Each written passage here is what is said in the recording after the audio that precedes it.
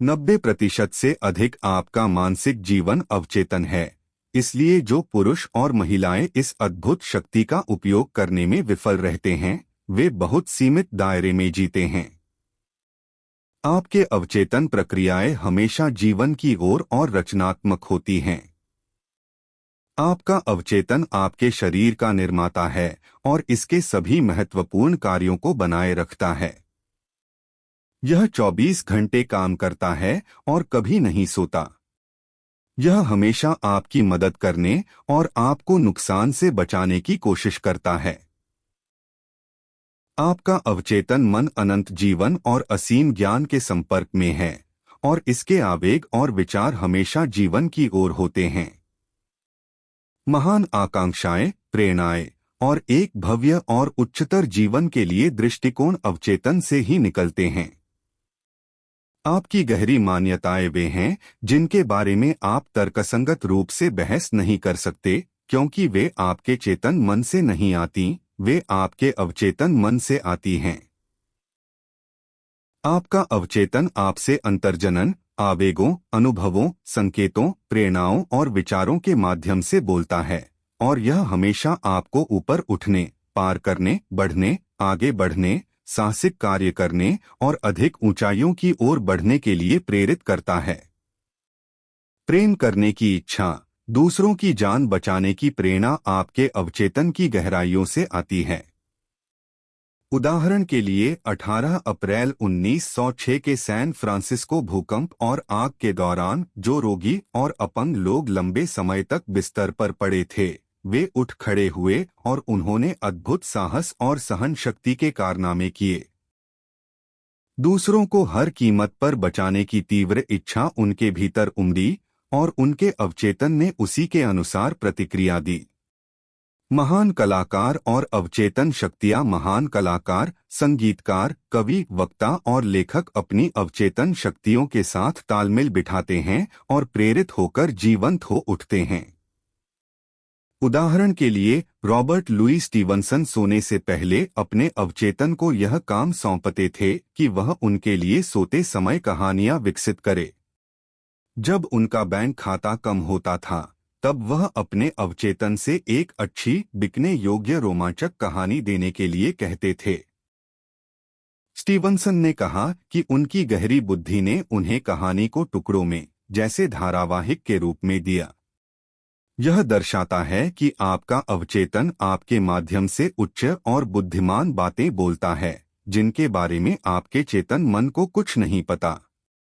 Mark Twain ने कई अवसरों पर दुनिया को बताया कि उन्होंने अपने जीवन में कभी काम नहीं किया। उनका सारा हास्य और उनकी महान रचनाएं इस तथ्य के कारण थीं कि उन्होंने अपने अवचेतन मन के अटूट भंडार को उपयोग में लिया। शरीर कैसे मन के कार्यों को दर्शाता है। आपके चेतन और अवचेतन मन की परस्पर क्रिया के लिए तंत्रिका तंत्रों की समान परस्पर क्रिया की आवश्यकता होती है। सेरेब्रोस्पाइनल तंत्र चेतन मन का अंग है और सिंपैथेटिक तंत्र अवचेतन मन का अंग है। सेरेब्रोस्पाइनल तंत्र वह माध्यम है जिसके द्वारा आप अपनी 5 शारीरिक इंद्रियों के माध्यम से चेतन धारणा प्राप्त करते हैं और अपने शरीर की गति पर नियंत्रण रखते हैं। इस तंत्र के तंत्रिका मस्तिष्क में होते हैं और यह आपकी इच्छा शक्ति और चेतन मानसिक क्रिया का माध्यम है। सिंपैथेटिक तंत्र, जिसे कभी कभी अनैच्छिक तंत्रिका तंत्र कहा जाता है, का केंद्र पेट के पीछे एक गैंग्लियोनिक द्रव्यमान में होता है, जिसे सौर जाल, सोलर प्लेक्सस कहा जाता है और इसे कभी कभी उदर मस्तिष्क भी कहा जाता है। यह उस मानसिक क्रिया का माध्यम है जो शरीर के महत्वपूर्ण कार्यों को अनजाने में सहारा देता है। ये दोनों तंत्र अलग अलग या एक साथ काम कर सकते हैं। जज Thomas Troward, the Edinburgh lectures on mental science, New York, Robert McBride and company, 1909 में कहते हैं, वैगस तंत्रिका मस्तिष्क क्षेत्र से स्वैच्छिक तंत्र के हिस्से के रूप में निकलती है और इसके माध्यम से हम वाणी अंगों को नियंत्रित करते हैं। फिर यह छाती की ओर बढ़ती है, हृदय और फेफड़ों तक शाखाएं भेजती है। अंत में डायाफ्राम से गुजरते हुए यह उस बाहरी आवरण को खो देती है जो स्वैच्छिक तंत्र की तंत्रिकाओं को अलग करता है और सिंपैथेटिक तंत्र की तंत्रिकाओं के साथ एक हो जाती है। इस तरह दोनों के बीच एक कनेक्टिंग लिंक बनाती है और मनुष्य को शारीरिक रूप से एक एकल इकाई बनाती है। इसी तरह मस्तिष्क के विभिन्न क्षेत्र क्रमशः वस्तुनिष्ठ और व्यक्तिपरक मानसिक गतिविधियों के साथ अपने संबंध को दर्शाते हैं। और सामान्य रूप से कहें तो हम मस्तिष्क के अग्रभाग को पूर्व और पश्च भाग को बाद के लिए निर्धारित कर सकते हैं, जबकि मध्यवर्ती भाग दोनों के चरित्र को ग्रहण करता है। मानसिक और शारीरिक परस्पर क्रिया को देखने का एक सरल तरीका यह समझना है कि आपका चेतन मन एक विचार को ग्रहण करता है जो आपके स्वैच्छिक तंत्रिका तंत्र में एक समान कंपन उत्पन्न करता है।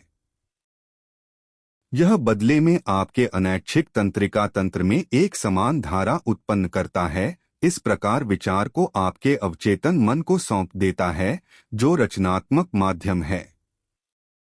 इस तरह आपके विचार वास्तविकता बन जाते हैं। हर वह विचार जो आपके चेतन मन द्वारा स्वीकार किया जाता है और सत्य माना जाता है, आपके मस्तिष्क द्वारा आपके सौर जाल आपके अवचेतन मन के मस्तिष्क को भेजा जाता है ताकि उसे आपके शरीर में ढाला जाए और आपकी दुनिया में एक वास्तविकता के रूप में प्रकट किया जाए। शरीर की देखभाल करने वाली बुद्धि जब आप कोशिका तंत्र और अंगों की संरचना जैसे आँखें, कान, हृदय, यकृत, मूत्राशय आदि का अध्ययन करते हैं तो आप सीखते हैं कि वे कोशिकाओं के समूहों से बने होते हैं जो एक समूह बुद्धि बनाते हैं जिसके द्वारा वे एक साथ कार्य करते हैं और मास्टरमाइंड चेतन मन के सुझाव पर आदेश लेने और उन्हें निष्पादित करने में सक्षम होते हैं।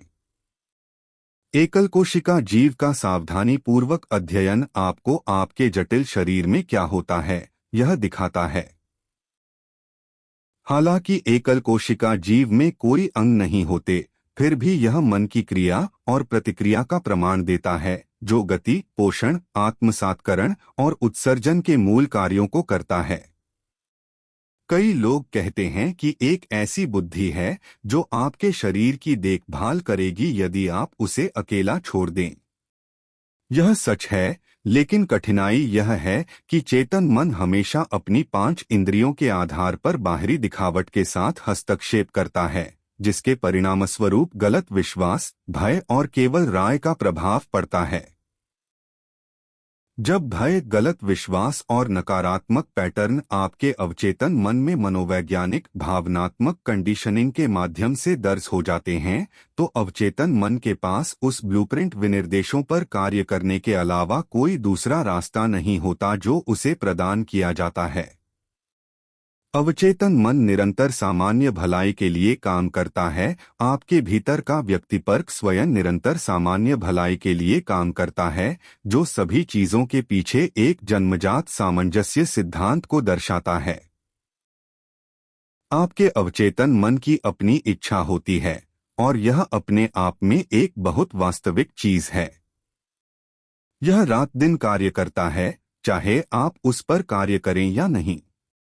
यह आपके शरीर का निर्माता है, लेकिन आप इसे बनाते हुए न देख सकते हैं, न सुन सकते हैं, न महसूस कर सकते हैं, क्योंकि यह सब एक मूक प्रक्रिया है। आपके अवचेतन का अपना जीवन है जो हमेशा सामंजस्य, स्वास्थ्य और शांति की ओर बढ़ता है।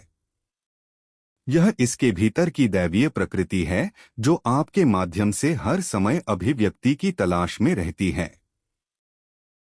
मनुष्य सामंजस्य के जन्मजात सिद्धांत में कैसे हस्तक्षेप करता है? सही ढंग से वैज्ञानिक रूप से सोचने के लिए हमें सत्य को जानना होगा। सत्य को जानना आपके अवचेतन मन की अनंत बुद्धि और शक्ति के साथ सामंजस्य में होना है जो हमेशा जीवन की ओर बढ़ता है। हर वह विचार या क्रिया जो सामंजस्यपूर्ण नहीं है, चाहे अज्ञानता के कारण हो या इरादे से, सभी प्रकार की असामंजस्य और सीमाओं का परिणाम देगी। वैज्ञानिक हमें बताते हैं कि आप हर 11 महीने में एक नया शरीर बनाते हैं। इसलिए शारीरिक दृष्टिकोण से आप वास्तव में केवल 11 महीने पुराने हैं। यदि आप भय, क्रोध, ईर्ष्या और दुर्भावना के विचारों द्वारा अपने शरीर में दोषों को वापस बनाते हैं, तो इसके लिए आपको कोई और नहीं बल्कि स्वयं को दोष देना है। आप अपने विचारों का कुल योग हैं। आप नकारात्मक विचारों और छवियों को मन में लाने से रोक सकते हैं। अंधेरे को दूर करने का तरीका प्रकाश से है, ठंड को दूर करने का तरीका गर्मी से है, नकारात्मक विचार को दूर करने का तरीका अच्छे विचार को अपनाना है। अच्छे की पुष्टि करें और बुरा गायब हो जाएगा। स्वस्थ, जीवंत और मजबूत होना सामान्य क्यों है? बीमार होना असामान्य क्यों है? दुनिया में जन्म लेने वाला औसत बच्चा पूरी तरह से स्वस्थ होता है, जिसके सभी अंग पूरी तरह से कार्य करते हैं। यह सामान्य स्थिति है और हमें स्वस्थ, जीवंत और मजबूत रहना चाहिए। आत्मसंरक्षण की प्रवृत्ति आपकी प्रकृति की सबसे मजबूत प्रवृत्ति है और यह आपकी प्रकृति में निहित एक सबसे शक्तिशाली, हमेशा मौजूद और निरंतर संचालित सत्य का गठन करती है। इसलिए यह स्पष्ट है कि आपके सभी विचार और विश्वास तब अधिक शक्तिशाली ढंग से कार्य करते हैं जब वे आपके भीतर की जन्मजात जीवन सिद्धांत के साथ सामंजस्य में होते हैं, जो आपको हर तरह से संरक्षित और सुरक्षित रखने की कोशिश करता है। इससे यह निष्कर्ष निकलता है कि सामान्य परिस्थितियों को असामान्य परिस्थितियों की तुलना में अधिक आसानी और निश्चितता के साथ बहाल किया जा सकता है। बीमार होना असामान्य है, इसका मतलब केवल यह है कि आप जीवन की धारा के खिलाफ जा रहे हैं और नकारात्मक सोच रहे हैं। जीवन का नियम विकास का नियम है। प्रकृति इस नियम के संचालन को मूक रूप से निरंतर विकास के नियम में व्यक्त करके प्रमाणित करती है। जहां विकास और अभिव्यक्ति है, वहां जीवन होना चाहिए। जहां जीवन है, वहां सामंजस्य होना चाहिए और जहां सामंजस्य है, वहां पूर्ण स्वास्थ्य है। यदि आपका विचार आपके अवचेतन मन के रचनात्मक सिद्धांत के साथ सामंजस्य में है, तो आप सामंजस्य के जन्मजात सिद्धांत के साथ तालमेल में हैं। यदि आप ऐसे विचारों का मनोरंजन करते हैं जो सामंजस्य के सिद्धांत के अनुरूप नहीं हैं, तो ये विचार आपके साथ चिपक जाते हैं, आपको परेशान करते हैं, आपको चिंतित करते हैं और अंततः रोग लाते हैं, और यदि इनमें दृढ़ता बनी रहती है तो संभवतः मृत्यु। रोग के उपचार में आपको अपने अवचेतन मन की महत्वपूर्ण शक्तियों के प्रवाह और वितरण को अपनी पूरी प्रणाली में बढ़ाना होगा। यह भय, चिंता, उत्कंठा, ईर्ष्या, घृणा और हर अन्य विनाशकारी विचार को समाप्त करके किया जा सकता है जो आपकी तंत्रिकाओं और ग्रंथियों के ऊतकों को नष्ट करने की प्रवृत्ति रखते हैं, जो सभी अपशिष्ट पदार्थों के उत्सर्जन को नियंत्रित करते हैं। पॉट्स रोग का उपचार। नॉटिलस पत्रिका के मार्च 1917 के अंक में एक लड़के के बारे में एक लेख छपा जो पॉट्स रोग या रीढ़ की हड्डी की तपेदिक से पीड़ित था, जिसका उल्लेखनीय उपचार हुआ। उसका नाम फ्रेडरिक एलियास एंड्रयूज था, जो इंडियानापोलिस का रहने वाला था और अब unity school of Christianity, Kansas city, Missouri का मंत्री है। उनके चिकित्सक ने उन्हें असाध्य घोषित कर दिया था। उन्होंने प्रार्थना शुरू की और एक टेढ़मेढ़े अपंग व्यक्ति से, जो हाथों और घुटनों के बल चलता था, वह एक मजबूत, सीधा, सुगठित व्यक्ति बन गया। उन्होंने अपनी स्वयं की पुष्टि बनाई, मानसिक रूप से उन गुणों को आत्मसात करते हुए जिनकी उन्हें आवश्यकता थी। उन्होंने बार बार, दिन में कई बार यह पुष्टि की, मैं पूर्ण, संपूर्ण, मजबूत, शक्तिशाली, प्रेममय, सामंजस्यपूर्ण और खुशहाल हूँ। उन्होंने दृढ़ता दिखाई और कहा कि यह प्रार्थना रात को उनके होठों पर अंतिम और सुबह पहली बात थी। उन्होंने दूसरों के लिए भी प्रार्थना की, प्रेम और स्वास्थ्य के विचार भेजकर। इस मानसिक दृष्टिकोण और प्रार्थना के तरीके ने उनके लिए कई गुना लौटाया। उनकी आस्था और दृढ़ता ने बड़े लाभांश के साथ फल दिया। जब भय, क्रोध, ईर्ष्या या ईर्ष्या के विचारों ने उनका ध्यान खींचा, तो वे तुरंत अपने मन में पुष्टि की प्रतिक्रिया शुरू कर देते थे। उनके अवचेतन मन ने उनकी आदतन सोच की प्रकृति के अनुसार प्रतिक्रिया दी। यही बाइबल के कथन का अर्थ है, जा, तेरे विश्वास ने तुझे चंगा किया। मार्क 10:52। अवचेतन शक्तियों में विश्वास आपको कैसे पूर्ण करता है? एक युवक जो मेरे अवचेतन मन की चिकित्सा शक्ति पर व्याख्यान सुनने आया था, को गंभीर नेत्र रोग था, जिसके लिए उसके डॉक्टर ने कहा कि ऑपरेशन आवश्यक है। उसने अपने आप से कहा, मेरे अवचेतन ने मेरी आंखें बनाई और यह मुझे ठीक कर सकता है।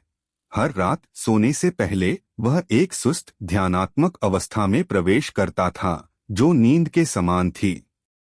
उसका ध्यान स्थिर और नेत्र चिकित्सक पर केंद्रित था। उसने कल्पना की कि डॉक्टर उसके सामने है, और उसने स्पष्ट रूप से सुना, या कल्पना की कि उसने डॉक्टर को यह कहते हुए सुना, चमत्कार हो गया। उसने हर रात शायद 5 मिनट तक इसे बार बार सुना। 3 सप्ताह के अंत में वह फिर से उसी नेत्र रोग विशेषज्ञ के पास गया, जिसने पहले उसकी आंखों की जांच की थी, और चिकित्सक ने उस व्यक्ति से कहा, यह एक चमत्कार है, क्या हुआ? इस व्यक्ति ने डॉक्टर को एक साधन या विचार को व्यक्त करने के साधन के रूप में उपयोग करके अपने अवचेतन मन को प्रभावित किया। पुनरावृत्ति, विश्वास और अपेक्षा के माध्यम से उसने अपने अवचेतन मन को गर्भवती किया। उसके अवचेतन मन ने उसकी आंख बनाई थी। इसके भीतर पूर्ण पैटर्न था, और इसने तुरंत आंख को ठीक करने की प्रक्रिया शुरू कर दी। यह एक और उदाहरण है कि आपके अवचेतन की चिकित्सा शक्ति में विश्वास आपको पूर्ण कर सकता है।